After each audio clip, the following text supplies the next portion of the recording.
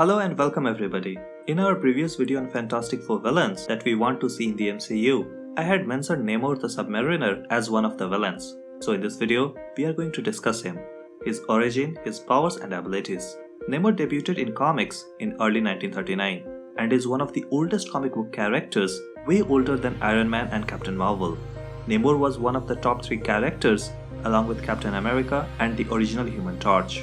In his first appearance, Namor was depicted as an enemy of the United States, showed him to be a freak that wanted the world to be engulfed by chaos. Although the Submariner acted like a villain, his cause had some justice. His fans weren't offended by his carnage that he created as he wrecked everything from ships to skyscrapers, and thus one of the earliest comic books anti-hero was born. Namor was born in 1915 in the capital city of the Atlantean Empire. His mother was Emperor Thakur's daughter, Fen, and his father was an American sea captain, Leonard Mackenzie. They had fallen in love and married aboard the ship, while she was sent to spy on human intruders. When Fen did not return, Atlantean warriors attacked the captain's ship, which ended up killing Mackenzie, and brought Fen back to Atlantis. And thus the pink-skinned mutant, Namor was born among the blue-skinned Atlanteans.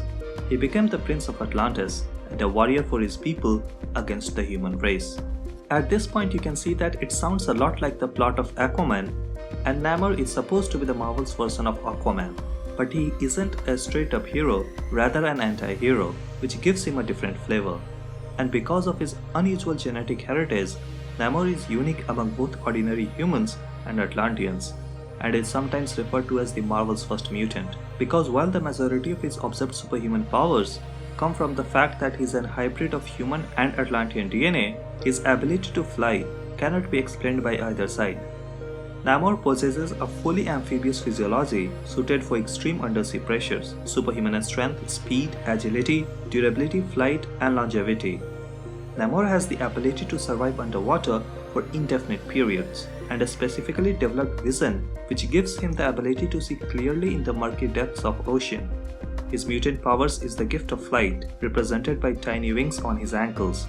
He can fly quite fast and for indefinite periods. Namor's body is especially developed for underwater conditions, granting him a specialized blood circulation to withstand freezing temperatures. This hybrid physiology means that he can survive indefinitely underwater or on land, though he would still need occasional contact with water to survive. Like all Atlanteans, Namor is superhumanly strong, but his physical strength is greater than that of any member of his superhuman race. The exact level of his strength is dependent upon his physical contact with water, and his strength diminishes slowly the longer he is out of contact with water. Out of water, Namor was able to defeat Luke Cage with ease and knock out She-Hulk by striking her by surprise from behind. He was shown as an even match for the Thing. Underwater, he completely dominated the Red Hulk, and on occasions he has even knocked out the Incredible Hulk, which goes on to show you how incredibly powerful he is. Namor was able to hold his own against the Sentry for a while, before Emma Frost convinced the Sentry to stop.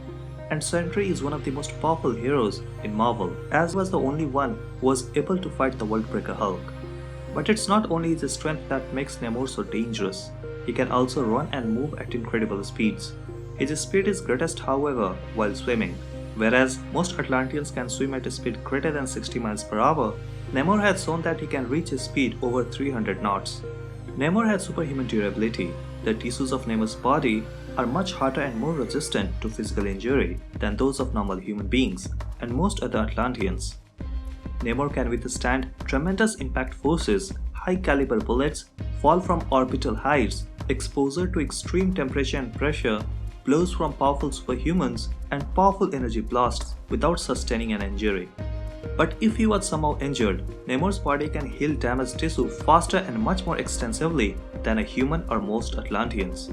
Namor's accelerated healing is at its peak while he is immersed in water and does diminish the longer he is out of contact with water or if he is completely dry. He can absorb certain levels of radiation. His potential is unknown, but the full power of Radioactive Man is enough to rapidly drain him of his strength. Namor's enhanced vision enables him to penetrate the ocean depths and see through the water. Namor also possesses telepathic rapport with all forms of marine life, as you would expect. He is able to mentally communicate with most forms of marine life and can mentally persuade them to do his bidding. Namor can also mentally communicate with other Atlanteans. In the comics, Namor demonstrated the natural skill in both armed and unarmed combat, and likely received extensive training in both. He's a master swordsman, marksman, and is capable of wielding other weapons such as spears, but he rarely does so due to his preference of hand-to-hand combat.